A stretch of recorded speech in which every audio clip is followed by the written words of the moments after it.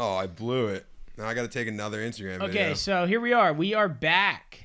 What's back. Oh, episode 2. This is the Fully Nuking podcast. And we just spent an hour trying to get 3 mics so that we could have Jordan on, and she got booted by the universe. It'd be like that sometimes. Sorry, Jordan. But we are here with a good friend of mine, longtime friend at this point, Jamal Cunningham. He is a lot of things. What I can only describe as a modern day Renaissance man. Thank you, Ben. Surfer, skater, a little bit. Snowboarder, can do backflips. That fully counts as snowboarding. One time owned a clothing brand. Not sure if he still does. Neither am I. Almost made it on his resume. Man. And so many things. So the only thing, I've rapped with you on a song. What we can describe as only a modern day Renaissance man. Some would describe as a jack of all trades, master of none. Truly. Slightly more accurate. So Jamal is here visiting New Jersey from California. Where you live? How's California? I live in Oceanside in North County, San Diego, and I love it. The weather is pretty unbeatable. There's surf most days. You can drive to Big Bear in about 2 hours and go snowboard. You have pretty much unlimited options of outdoor activities if you're into that. So just to get our toes into the sand, what's a day like for Jamal Cunningham? Day starts almost always with bulletproof coffee. Just about every time. As long as life is going well, then things start with bulletproof coffee. And then usually a surf, especially if there's waves, I'm obviously out there, and I'm almost out there kind of no matter what. And then after that, it's usually kind of open because whenever I'm in Oceanside, I pretty much have carte blanche to do whatever I want for most of the day. So it's kind of once I get back to the house, it's yoga or some kind of other activity after that, some stretching, and then kind of just whatever I want. Big yoga dog. Big yoga guy. So what happens in California? You can do yoga and surf in a day. 100%. How about the East Coast? Not so much. So we Jamal went and hit yoga this morning, and then we went and surfed El Slamo, and the current was ripping, and he kind of met his demise. I was mentally broken by El Slamo today, 100%. The thing about El Slamo is that it truly can mentally break you. It does 90% of the time. So my shoulders are still sore right now. I'm not even joking. I think that's why I've become such a humbled person, because there's a 3-foot wave that breaks me on a daily basis. Yeah. So you surf every day? Just about pretty much every day that I can. I mean, if I don't have anything else to do and there's even a semblance of a wave in the water, I'm out there. Because I'm trying to get decent. You know what I mean? At best, if you were realistic about people's levels of surfing, from beginner, intermediate, advanced, I'm not even that advanced yet. So I'm trying to get there, which backflip snowboarding, you can say okay, advanced snowboarder. Yeah, trying to get to the same level of surfing. What, so is there anything past advanced, or there's just advanced? Advanced would be past advanced is expert. Oh, okay. Because I was going to say, if advanced is the top of the level, once you reach advanced, then it's just like you and John same. Yeah, pretty much, dude. So what I wanted to touch on, one of the stories I wanted to get your side, because we talked about it slightly, but we've never really dived into this. But actually, I have another question to ask you before this, so we're going to go back to this. Remind me. It's about the MTV show. Okay, that's what I thought. This is what I wanted to hear about. You went surfing in Indiana on Lake Michigan in a snowstorm. That was insane. It was the coldest I've ever been in my entire life in any scenario, snowboarding included. And, was that your first time lake surfing? Yes. No, I believe I surfed Lake Tahoe, but it was small. Okay. It was small. I was literally it wasn't even on a surfboard. I was on a sup. Somebody had a sup, and there was just a wave, and I was like, let me get that thing, and I was just paddling and catching waves. So that was your first lake score. Winter storm, scored it. Yeah. All right, walk me through that experience, from someone who, you love chilling in the sun in California. Yes, exactly. I've adapted to go out in the wintertime, either whether it be here or anywhere that's colder, even up by Santa Cruz and stuff. Obviously, it's cold too, and I've been up there a couple times, but it's not in my nature to want to be that cold. It takes a special type of person to deliberately put yourself in the ocean when it's 30 degrees outside or less. I think that day in Indiana, it was 28 outside and the water was like 33 or something. It was ridiculous. Yeah. The cool thing is, as you're talking right now, I'm showing clips of you surfing. So in Nice. Indiana, Yeah. You didn't know that probably. Oh, okay. But it's that happening. cutback needs work. Right now, it's happening. Cutback needs work. We're working on it. So yeah, I thought that was cool. I was pretty proud of you. I mean, lake surfing is like something that has become totally something that people do now. So yeah, river. Like I remember the day you and Casey went river surfing when I was home last, and I was like, yeah, I think I'm out on that. Why? Like because first of all, the challenge. I knew the challenge was going to be there, and I know if I go anywhere with the two of you, the mission is so paramount that I'm like, if I'm not all in on this mission, I shouldn't even be in the vehicle. So we're gonna do it until it's either like the That's what I'm mission- saying, and I'm going to be cold, and I'm going to be waiting on a riverbank and just trying to go home, and I'm not going to have my own car, and I'm going to be sitting there freezing, just watching you guys bomb drop out of a tree. I mean, that's a really responsible choice. Yeah, the thing is, I don't want to detract from what's going on there, and if I'm not into it, you'll know right away, and I can't hide things on my face. Like I'm that guy. Like if I want to leave, you'll know. So like I don't want to be sitting on the side being a Debbie Downer while you guys are trying to get the clip. You know? I can appreciate that. Even so, have you river surfed or not? I've river surfed in Denver. Oh, you did. Okay. And then I think I river surfed a couple times.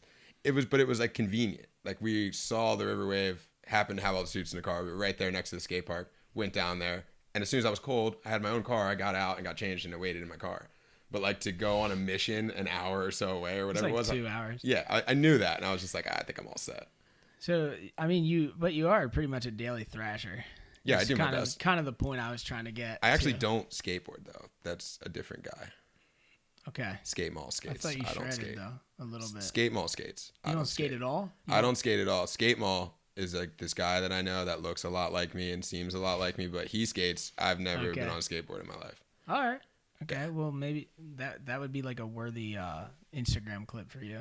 You know what I mean? Just to give you some content ideas. But follow Skate Mall. He rips.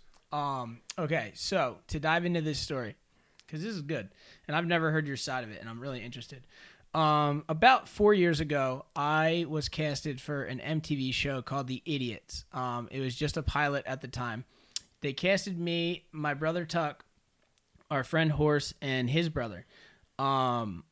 It was pretty much Mythbusters meets Jackass, and pretty much what we had to do was like solve all of these riddles, but like not riddles, but like experiment in like a really dumb way, which the preface of the show. And this is when I was still trying to like get on MTV, because that was a life goal of mine at one point.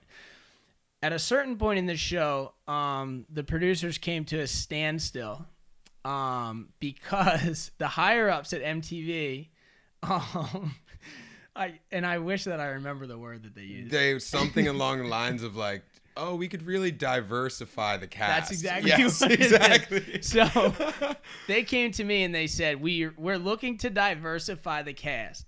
Do you know anybody? And I was like, the fuck does that even mean? Yes. You know, the funny thing is you have to ask what it means and you know exactly what it means. You know, you're like, yeah, that's a thing. Like I remember actually when I worked at the Nike factory store in Atlantic City, this is when you still had a home phone, and the caller ID said Nike Diversity Staffing. And then when I got there, it was like mostly Black and Puerto Rican kids from Atlantic City. And I was like, okay, so is this really that diverse? But I don't know. It was a weird situation. Anytime that word gets thrown out, yeah, you're like, is it really diverse? Because if it was diverse, you just hire whoever was good. Yeah, totally. You know? So the producers came to me that wanted to diversify the cast. They said, do you know anybody? When I finally figured out that pretty much they were looking for a black dude, I was like, yeah, actually, I have a friend that might be perfect. So that's where my story ends. So pick us up from there. From there, I had already seen that you were in the process of the pilot, because remember you were with my friend Mamba.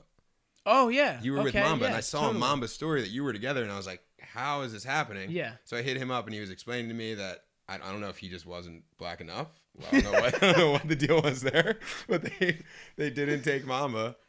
Even though Mamba's like even more hype than me and like actually way crazier, like he sends it. So I forgot about him. He's a big sender. Like he's cool. The guy goes in too. Like on his snowboard, he'll go find the biggest thing there. And I've seen his clips. He's radical. Yeah, but yeah, I saw that you were with Mamba. I saw you were recording the show, so I had an idea what was going on. And I think you hit me up before I even talked to them. Yeah. and told me like they're looking to diversify, which Yeah. was so funny because we immediately on the phone, I was like, so you need a black guy? Yeah. You know? And I'm like, I'm your guy. Yeah.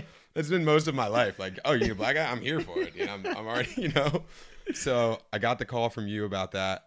And then I forget the guy's name over there. And you put me in touch with him via email. We emailed a couple times. And then they wanted me to send in a reel. And I was actually on a trip at the time. I was up north in Northern California. And I was coming back and we're talking the whole way. They wanted me to put together like a highlight reel of like stunts or just personality stuff. So I made like a little iPhone reel. And then this was all like, this was a crunched amount of time, right? a week. Yeah, a week. You know, I was on my way back. Like so they needed it. Yeah, they needed it Yeah. ASAP, you know? So I put together like a little iMovie reel for my phone and just like on my way back, they were like, hey, you want to do a Skype interview? And I had already been back in Huntington Beach by then. Like, do you want to do a Skype interview to get this going? And I was like, well, where are you guys located? And they said Culver City. I was like, I'll just drive there. Crossed it. So I just rolled up there. Good choice. Which I felt like definitely helped my case because I'm just For sure. I'm way cooler in person. Yeah. No, that was definitely the call, dude, for sure. Yeah. So I went there. They asked me a lot of questions about how well I know you and Tuck. You know, just like they wanted to see what our chemistry would be like. Yeah. Because I think actually that might have been why they didn't choose Mamba as much because he wasn't a part. Like I've never been. It's not like we've been friends since the 5th grade, but Yeah. we've known each other for long enough for me to know how you guys are, the inside jokes, just like general, you know, stuff about the crew. They were more interested in us being comfortable than anything else. Yes. Because I'm sure that's how you get the best out of people is them Totally. being comfortable on camera. Yeah, totally. So I went in there and did that, and that went well. I recorded like something almost like this, like a little testimonial, just telling the same stuff that I was talking about, knowing you and Tuck and all that, and just like my background. And then they were like, okay, we'll get in touch with you soon. And then they emailed me like, I don't know, a couple days later, and we're like, hey, we definitely want you to be a part of the show. And I was like, is this really about to happen? I was like, did I just go from like my regular life to being on MTV in a week? You know, Like I thought it was about to pop off. Dude. Little to no, like Yeah, I thought it was about to pop off. It was. You know? I mean, it really was. Actually. And then I would say probably a week after that, that's when they said, "Yo, like we're on 10." Yeah, 10 they gave us a episodes- date. 10 episodes. We're filming a full series. Like, And that's when I was still tripping on it. Like, this is really about to happen. Like, there's a physical date. Like, I had a day that I had to be there. And I it was so funny because we had never been in the same room filming the show together. Yeah, exactly. And they were ready to go 10 episodes. Yeah, and they had showed me the pilot reel that you guys had already done. Yeah, which I'm like not even in, and I would have just stepped in and just been there. And it's just like literally diversified the fuck out of it. like a crane game. It's like, and black guy. You know? It's Well, see, that's how I saw it. That's why I wanted 100%. to talk I felt about the it. exact same way, but it's like one of those things where, like, you know, I don't even know if affirmative action is still fully a thing or not. Yeah. I'm sure it is in a lot of ways.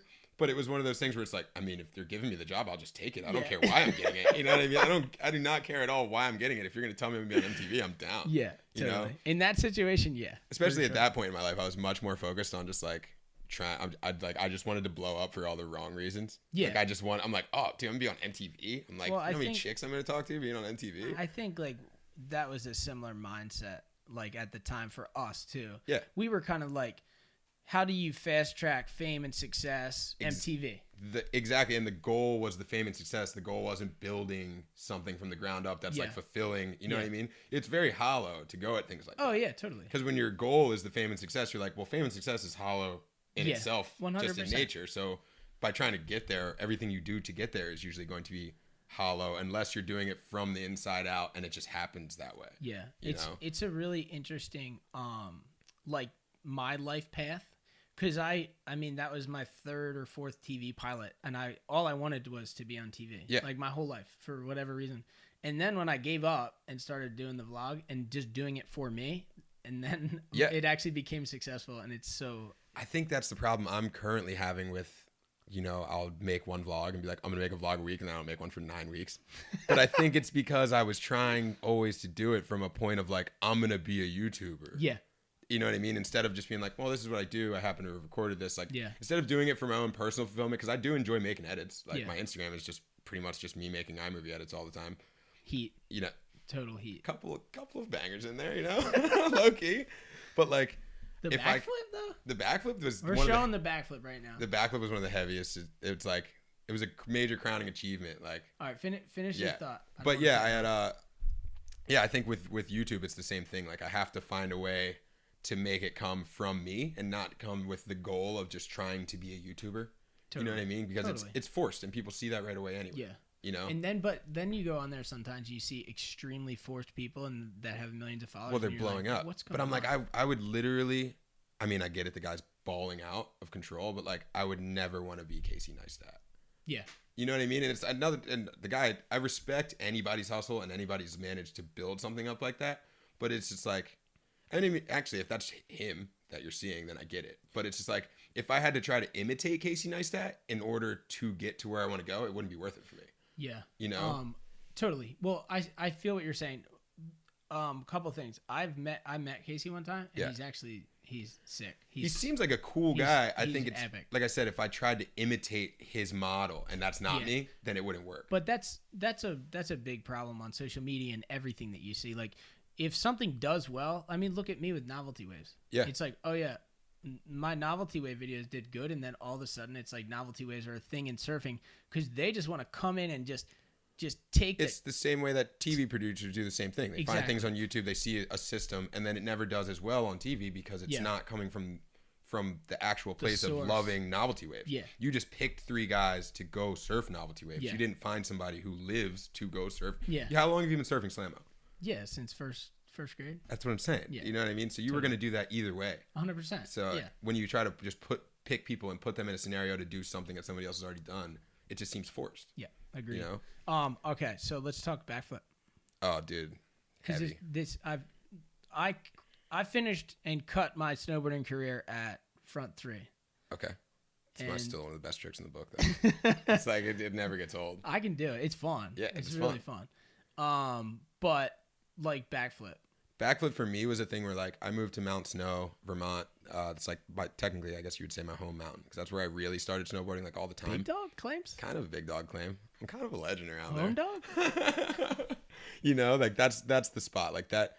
Those people there have seen me since I was an 18-year-old kid and I was still living there 2 winters ago. You know, at 27. So it's like I have legit people I consider family up there that watched me grow up. And when I first got there, it was really just because I was in New Jersey. All my friends were going away to college, and I didn't want to go to college. And I didn't know what I was going to do, though. And it's starting to get cold. Everybody's leaving. And I'm like, what am I even going to do? And my friend Crowbar was already living up there for 2 years. And he just was like, yo, why don't you just come live with me? All you need is X amount of dollars for rent up front. You can get a job at the mountain, no problem. So I applied online, got a job right away, and just took off up there. What was your job?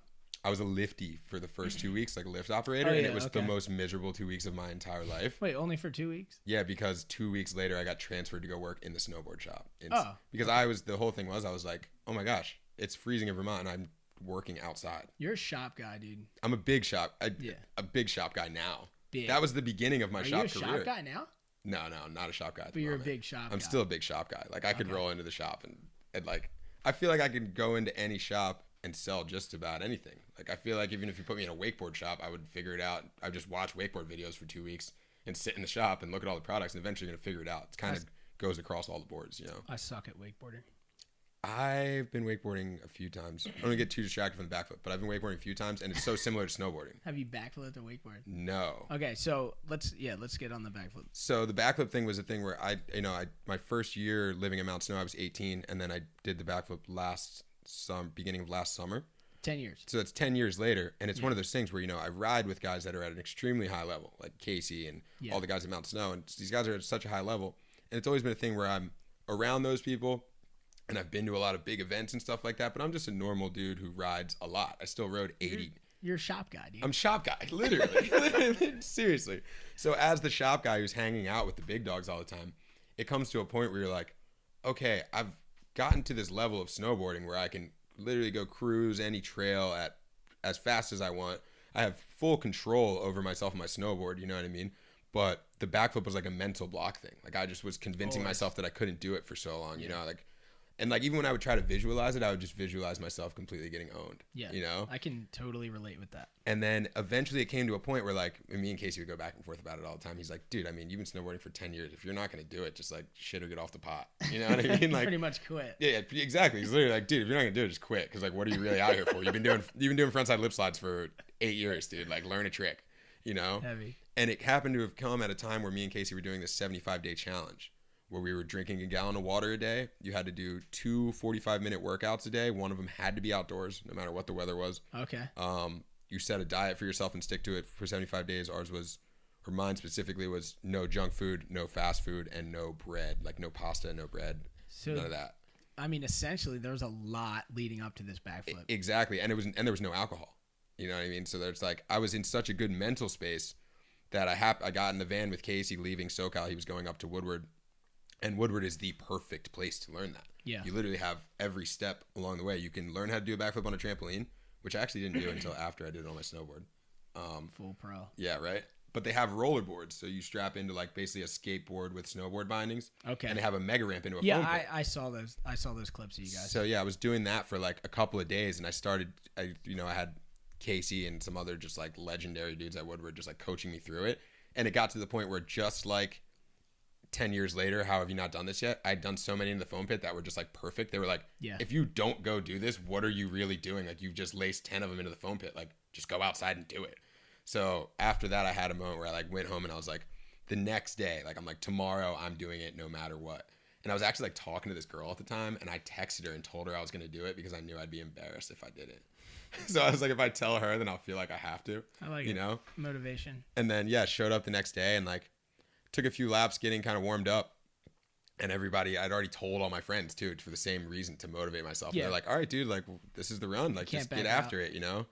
So the first one, I'm super, super nervous and kind of just like huck it as fast as I can to just try to get upside down. Yeah. But I didn't really pop. So like I kind of just flailed around backwards, but my board hit the ground first, which is like crucial on a snowboard, you know? And I was like, they were like, all you have to do is wait a little bit longer and pop. And then went up the next one and was just like blasting metal in my headphones, just getting myself like all jacked up. And then the next one, just like it went down bolts. And it was like one of those things where bodied it. Yeah, it's snowboarding for so long and having control of a snowboard. Like I had already gotten to that point. By the time I did it, it wasn't even just a backflip. Like it looked good because it wasn't all flaily and weird.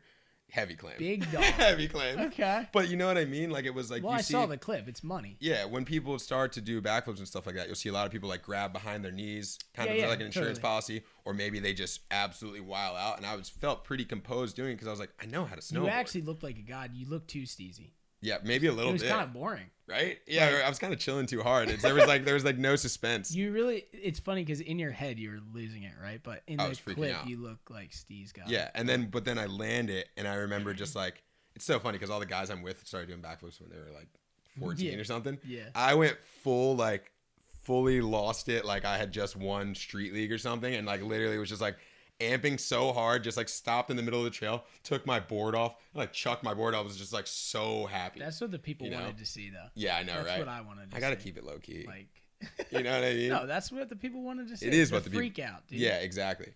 I think that might. Well, no, because actually Casey was still on his way to the mountain, so we did some. I did more, and that was the other thing. I did one, and then I was like, oh, that's the easiest trick in the world. Like people tell you the whole time, they're like, a backflip is easier than a frontside 360. So you bang them constantly? Yeah, like now, the first day I went out this year, I went to Bear, and I was like, let me just throw one out there and see if I got it, and I landed first try. That's pretty sick. Because it's a very simple trick. It's just a commitment, and I was just so afraid to commit for so long, you know. But really, you're just popping and looking back, and then the trick is done, you know, like. Yeah, that's how it feels on a trampoline. I did a tumble track flip one time, and I was getting so cocky. There's like the trampoline at the trampoline park, and then there's one that's a little less. I know what you mean. So I did that, and then I took it to the hardwood ground. Full scorpion. Full scorp? Yeah, Casey's been trying to get me to do flat ground backflips for a while too. I've never gone. I tried like 3 at Trestles one day off of like kind of a little sand mound and was just completely working my neck. It was not good. So before I forget about this, because we've been going heavy into shredding. So you snowboard constantly. You surf every day of your life. As much as I can. So like, what's up? Like, why aren't there a lot of black dudes that surf? I think there's a preconceived notion that black people don't like the water, which I mean, for the most part, it's one of those things where you're like, it's a stereotype, but I mean, most black people I know do not like the water. So, you know what I mean? It's like, it's not really a bad stereotype if you're saying it, but it's kind of just a thing in our community. I would guess you say that. Okay. Traditionally, black people don't, especially the ocean itself. There's a lot of things I always like to say, like in a joking way. I'm just like, there's so many other ways to die when you're black. You're just not trying to pick one. You're like, why would I go out there, dude? I might die on my way back to my car. You know? You're like, but I mean, it's definitely a thing, and it's always funny because like, when I'm in Huntington Beach, there's not a lot of black people in Huntington Beach at all. Okay. So when you just like are walking down the street, or if I'm at work, if you see another black guy, we all do the nod of just like, yo, I see you. So that's when you see a black dude surfing or something, the nod goes 3 steps higher, and you're like, yo, what's up, dude? Who are you? Like you guys are talking no matter what. You go out of your way to make sure that you have a conversation because you're both looking at each other like, it's like if you just went to another planet and ran into another human. You know what I mean? Yeah. You're just like, yo, what are you doing here, man? You know? Dude. Yeah, it's definitely a thing. That, I mean, even when I was just in Lake Michigan, one of the guys shooting photos was like, he's like, yeah, man, it's nice to see you out here. You don't see a lot of black guys out here. And I was like, dude, am I the first black guy to surf Winter Lake Michigan? He's like, no, his name's Dave Owens. He already beat you to it. And I was just like crushed. Second? Yeah, maybe. I mean, maybe Dave had other homies with him too. But I don't know why it's a thing. But it's starting to be more and more. I mean, actually, I do have some theories on why it's a thing. I got into surfing and snowboarding, those things, because my next door neighbors that were like my best friends growing up, I was kind of just the tag along friend with them. Yeah. And they did all those things. But I mean, it's more of like a normalized thing, or like that it's not normalized, because the whole time you're a black kid and you're going surfing or something, people are telling you that's a white sport.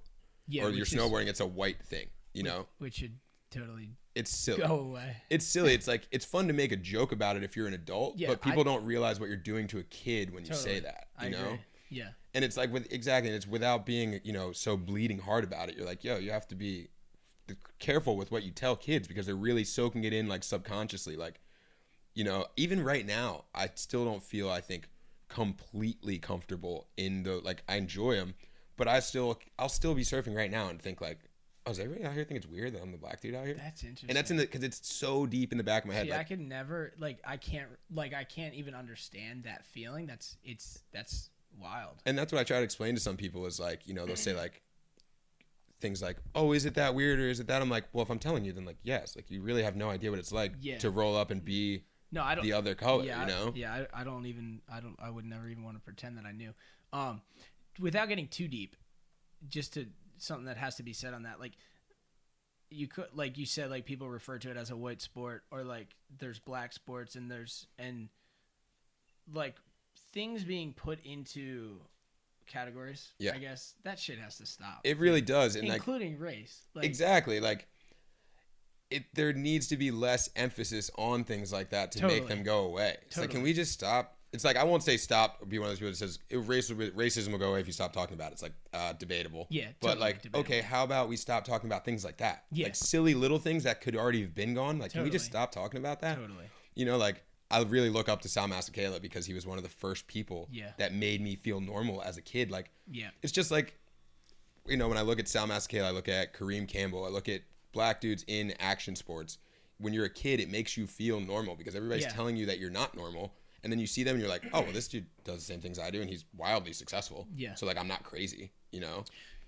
Yeah, the world's pretty weird, like when it comes to that, because people want to like understand everything, because like I guess control is something that people like want to have.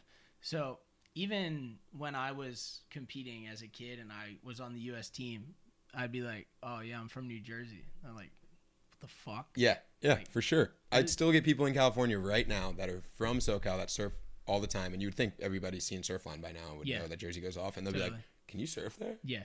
I'm just like, yeah, dude, well, there's an ocean, so like you can definitely surf there. You know, like I live at the beach, man. It's not like I live, you know what I mean? I don't live in any, and it's like I don't live in Indiana, and I mean, you can even surf in Indiana. Oh yeah. You know? That's pretty cool. Yeah, lake surfing's rad. It was cool. It was weird. You know what's weird? I was more freaked out in the lake than I was in saltwater. Like, oh, it's weird. People think about sharks and all that stuff in saltwater. That stuff really never crossed my mind. And we're like sitting in this lake, and there's like a power plant over there and all that stuff, and I was like, kind of like weird mutated shit is in this lake right now. So did you see my video about that or no? No. So when I surfed Indiana, I don't remember the name. Universal Steel, maybe United Steel. They actually spilled like chemicals in the water that day. So like really? I essentially surfed at the jetty where I was. They're right there. I surfed right in it. Wow, did you come out with an extra toe? It's one of those things where like it's one of those things. It's like a asbestos type thing where like if you were exposed to it over time, it would be bad for you. But if you get it once, you could get like a rash. There's like a class action lawsuit out about it right now. There is, yeah. Surf Riders like suing them. But like when I found out about it, someone from Surf Rider wrote me, and I was like, my heart dropped. I was like, dude, I'm fucking dead. Yeah. You know? But yeah. So. Did you feel anything from it? No. Okay. But apparently, there's people that surf that same spot and got rashes and stuff. But it is like lake, ocean, river, whatever. Pick your poison, because there's always going to be something gnarly about it. Well, yeah. When I first moved to California, I didn't realize that you're not supposed to surf after it rains. Yeah. Oh, it's gnarly. I had no idea, because I'd only been there like a few weeks, and I just started my job. I was working shop guy. I was working at Jack's in Huntington Beach. Shop guy. The biggest shop, like biggest shop guy here. But it was an easy job for me to get, because I just knew I needed a job right away, because I moved there broke.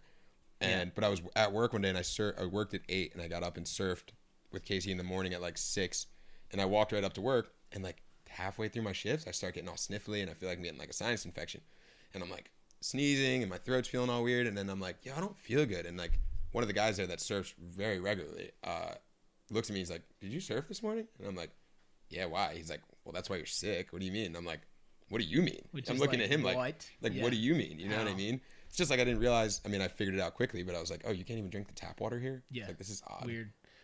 Yeah, so I actually surfed in LA after a rain, and I got strep throat and both ears infected. Yeah. I had no idea. Yeah, I had no clue. And this is when I was like a teenager. Now I went out there and I surfed like day 4 in San Diego, and I was still bugging. Yeah. I was like, dude. I've found a few spots there, which I will not blow up, even though everybody knows where they are. Yeah.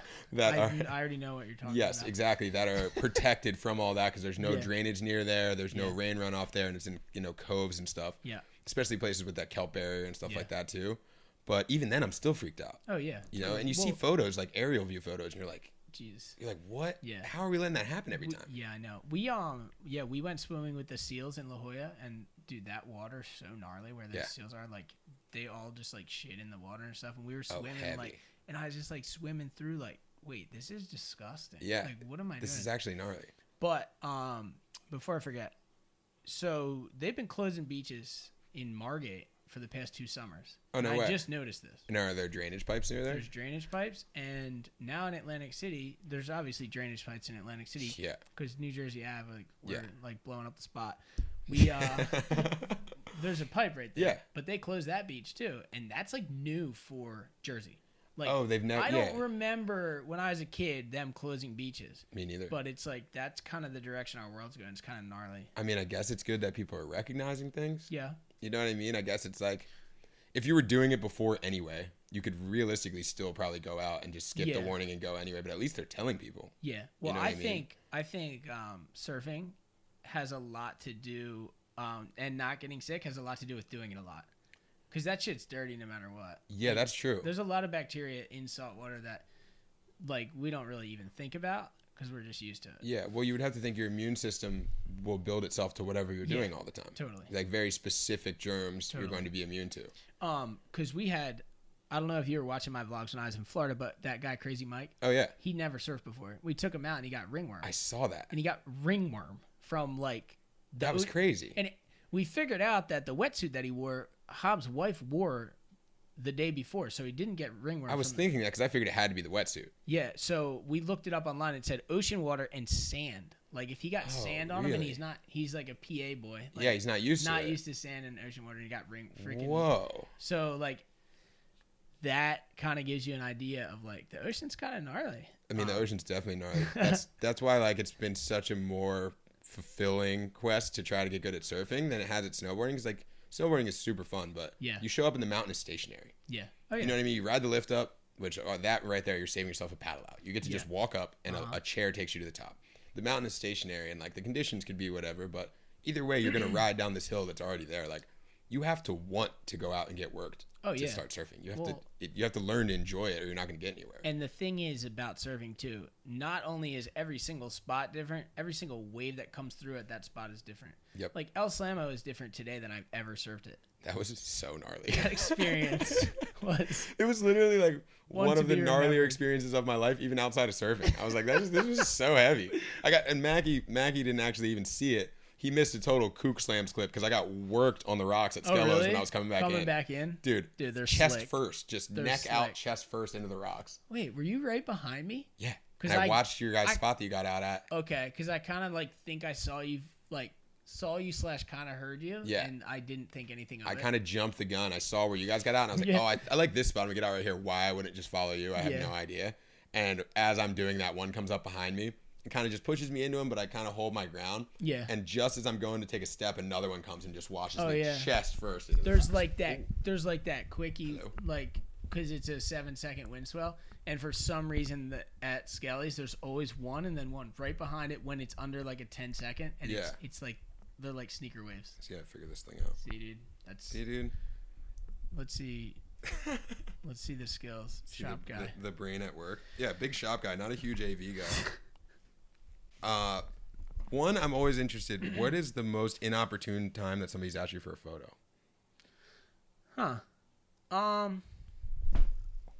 Still good. Honestly, like, I'm not someone who gets easily like annoyed by that kind of stuff. Like, I actually have never. But probably like I've had to struggle through like a signing with a lot of photos and stuff while I had to pee really bad. Ooh, that's rough. And I'm like, this is heavy. Like, I'm at the brink. And like going out into the parking lot, and like there's kids that didn't get to make it on time for the thing. Like, this happened to me in Florida. And they didn't make it like by 5 whenever we were done. And I went out into the parking lot and I had to do like 4 or 5 more pictures and stuff, and I had to pee so bad. But like I went surfing right after. I just put my wetsuit on and peed right on the spot. Right, just on the spot? You didn't even do it like, I'm not even worried about it. Not even worried about it. The other thing I wanted to ask you is, so when I wear your Hyperflex viral suit, I had the 3.2. Like a god? Yeah, I had the 3.2. I have the 4.3 now as well. And I feel like with your symbol on the arm, when I paddle out, a lot of people say like, oh, is that a Ben Gravy suit? People that watch your channel. Yeah. But I feel like anybody who recognizes it, I feel like responsible to not be standoffish to people in the water, which I'm not by nature anyway. Like, some days I'm kind of in my own world and I'll keep conversation short, but I'm in no way standoffish or like, or I like people. So but I feel like almost obligated to like be the ambassador of Stoke if I'm going to wear your label on the arm. Yeah. Because I feel like your channel is so revolved around that I feel like I have to own up to it the whole time. I just wonder, like, how does that make you feel that people align your channel with that positive side of surfing? Because we've seen so much of the negative. You see it in comments, you see it in in all kinds of things, and you clearly are like a light past that, and I just wonder how that makes you feel. Well, like, to be 100, obviously I'm not always positive. Well, you're a human. People have to people know that, though, obviously. But first of all, no one's ever told me that before. That's heavy shit. It's real. I really feel it's gnarly. Because I've really taken it upon myself to be like, even if, because surfing's a really frustrating sport. Yes. But I've taken it upon myself to allow me to just like let the frustrations go, because the bigger picture is you're actually having fun. Even if it was the shittiest surf of your life, you come out like refreshed and you're like, damn, that was fun. Yeah. But I don't know. It's hard for me to think about. But it makes me feel good. Yeah. Like, I really feel like surfing needed this, and I'm happy to be here. And it's an honor. I agree, and it's a thing that a lot of people could learn from, of being the change instead of going into the same comments that we're talking about and telling people, hey, you need to be positive, which is really just you shouting at somebody just like they were shouting to begin with. Yeah. You go out and purposely put it into your life and record it so that you can see an example of it instead of just shouting it back at somebody, because that doesn't do much, Well, I'm not big on preaching. I've always just been lead by example. Yeah, well, that's noticeable in your vlogs, because it would be very, like, you're sober. It's very easy to come sound preachy just from that alone. Yeah, true. It's very easy for that to happen. Yeah. You know what I mean? It's like, Totally. and people see people that are on a great side of it, and then people feel like they're being barked at sometimes. You know what I mean? And people were being judged. I never would want someone to feel like that because, I mean, I know how they feel because I used to drink. Yeah, and it's your life. You're like, I'm not. Totally. You don't need to put your examples off. You can just show an example of your life, and you're like, you don't have to be just like me. And the thing is, too, like, not everybody needs to be sober. No, not at all. You know what I mean? No, most people don't. Yeah, actually, exactly. like, they don't. Like, yeah, like every break. I mean, I did that 3 months when we were doing the challenge. Yeah. I haven't drank my last 2 birthdays because I was just like one of those things where the one time we were in Mexico and we had so many things in the agenda, I was like, why would I get drunk and just like not be able to get all these things done? I want to just go have fun with my friends. Totally. And then I've been since the new year now too. Which is pro. Yeah. And like, but it's the ability, me and Mackie were talking about today. It's like, not everybody has to be, but there were just things that would happen when I would go out and get drunk that I didn't like. Yeah. And the only things that was going to change that was me not getting drunk. So I had to make a conscious change to just be like, oh, remove this because it's not working for you. Yeah. Now, if I get to a point where it can work for me in the current situation that I'm in, and I can find a way to be, controlled about what I'm doing. The thing was, I was just out of control. And anytime I'm out of control, I'm like, you are the only person in charge of your life. If you're not going to change it, nobody is. So and alcohol is something that's really easy to make excuses and continue to allow yourself to be out of control. The thing about it is, for me, 2 drinks in and my decision-making ability just goes away. For really, really simple things like, hey, should we get one more? 1 ago, it would have been like, nah, I think I'm going to go home. 2, I'm like, yeah, why not? Now it's 3, now it's 4. You know what I mean? It impairs your decision-making ability without a doubt. You see how people act. Yeah. And I got bartended for years. I was a bouncer for a long time. And when you get to see people that are like really drunk often while you're sober, it makes you just be like, wow, do I look like that? I don't want to look like that. Why would I ever want to? And then what got me is the moral hangover more than the physical hangover. Like I'd wake up like, did I say that last night? Like that girl's never going to talk to me again. And did you do things that you have to just pine over for the next 3 days? My bank account is empty. And I'm like, why did you do that? Yeah. I'm like, what did you gain from that? You know? Yeah. One of my big decisions to get sober was like, I was just at my Billy D. Jesus, No.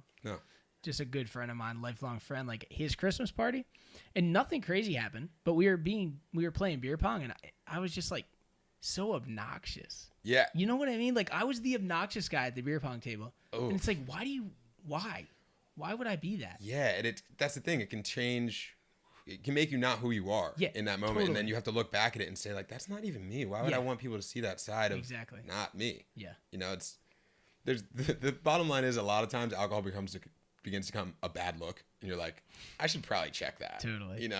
Like I would encourage anybody, even if you don't need to be fully sober, I would encourage anybody to take a month off, take 2 weeks off, anything.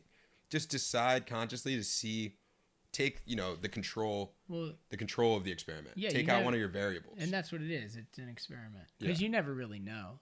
The thing that really got me going was when I hurt my knee. I couldn't drink for 2 months just because swelling and all that stuff. Yeah. Like it just like you're not supposed to drink. I'm sure people do, but I'm sure, but that's got to slow down your recovery. Yeah, it does. So, but that's what kickstarted my thinking. Like, wow, I think like I love how I think now that I'm not drinking. Like it's, that was my first time being like, all right, this might be for me. Yeah, and there's no coincidence that as soon as you decided to be in your own thoughts and do what you wanted to do, that you found something that you loved that was true to you. And I always tell people like Casey, he's going sober for this year actually. Yeah. Which he announced on his vlog. But I mean, he's never been a big drinker since I met him. Yeah. And when I met him, I would be in scenarios where I'd be like, yo, I'm going out and like there's like this and that and whatever. He just like could have cared less. Yeah. He was just like, I'm snowboarding tomorrow. I don't even care. And I was like blown away by it at first because none of my other friends were like that. And I was just like, really? You sure? And he's like, yeah, I don't care.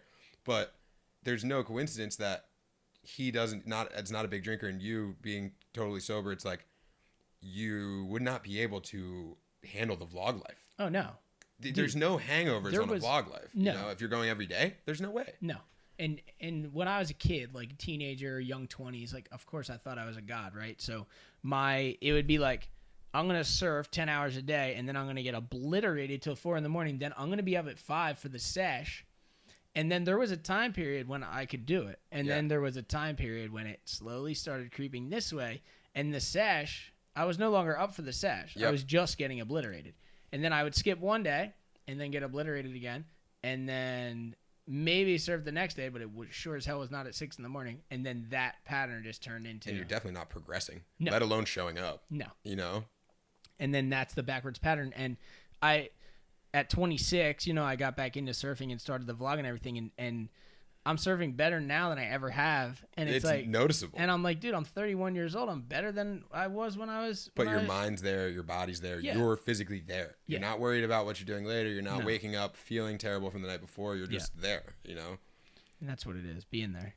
Yeah. It's definitely, it shows in the vlogs. And I remember watching the beginning when Beach Buzzard was on the beach. Because me and Beach Buzzard were living together the summer before that. The buzz, dude. The buzz, dude. The beach buzz. Dude, shout out to Frank Chase. He's a god. he's a legend. And I remember watching those at the beginning, and at the time, you know, Tom and Will were down there too. Yeah. Gutter Drunk. We're still waiting on that full Gutter Drunk album. I know. I want a fully produced studio album from those guys. I heard there's, I talked to Will the other day. There's a couple. Really? In the works. Oh, the rumor. I don't know if they're fully produced. He likes it lo-fi, but I like lo-fi. I like lo-fi too. Yeah. I like lo-fi too. I guess I just want to see a project where they're like. Well, you know, it's funny. They made, the song Was It You with Frank, and Frank killed it, obviously. Crushed it. And I listen to that song all the time. Yeah. And I told Will, I was like, dude, it sounds like Everlast and like Sugar Ray with Punk. Wow. And he's like, he got mad. Like, he didn't get mad, but his face, I saw his face. He's like, that's not what I want. Well, and I was like, fuck. It's art. It's up for interpretation. Yeah, but you know in my eyes, like Everlast plus cool. Sugar Ray plus Punk is like a huge compliment. Yeah. But to him, he was like, fuck that. Yeah. That's not he's gutter, dude. Yeah. He's just like, Sugar Ray. He's like, he doesn't hear anything about Frosted Tips. Sugar Ray is, do you listen to Sugar Ray at all? I mean, really just the hit. What's the Every morning? It's a great song. Dude, they're good. Yeah. That doesn't surprise me. You know what's funny? There's a lot of bands that I used to write off when I was younger because of either the group of people that listened to them I didn't think was cool. Yeah. Like, Korn is sick. I'll say it out loud. Yeah. But when I was in high school, it was like, if you listen to Korn, everybody's like, you're a weirdo goth kid. And I'm like, yeah, that's what those kids listen to. And I was super into hardcore, and hardcore can be very judgmental of like, if they don't want any singing, they're like, as soon as somebody starts singing, they're like, get out of here with that. Yeah. You know what I mean? And there's just like different subgenres of things that were like a no-go. Yeah. And since I'm older and I make my own decisions now, I'm finding all these different things that I was like, oh, I actually really like this. Dude, hardcore, totally, dude. And, well, that's another thing that, going back to the sobriety thing, that's another thing that I needed to get outside of those boxes of thinking of what people thought about me. And then when you get out of that, I needed sobriety to get out of that. But when I got out of it, it's like, wow, life is good. When you think completely for yourself and you're like, holy shit, I love Sugar Ray, and I'm not afraid to say it. And I'll say it. Exactly. Yeah, exactly. Because the thing about it is, who is anybody to tell you that you're lame for liking Sugar Ray? You're like, dude, you don't have to like it. I don't care. Totally. You know what I mean? I'm still jamming it when I get out of the shower, and you can't do anything about it. Totally. You know what I mean? There's nothing you can do about that. Amazing. Yeah. That's good. What else was I going to ask you? Oh, I was going to ask you about about the actual idea of surfing all 50 states. Like, do you realize that I think that something of that level, like a feat of that, like that, could really qualify you to like go on Joe Rogan or like any major podcast just to talk about that, let alone the rest of your life. Joe Dog? The big dog himself.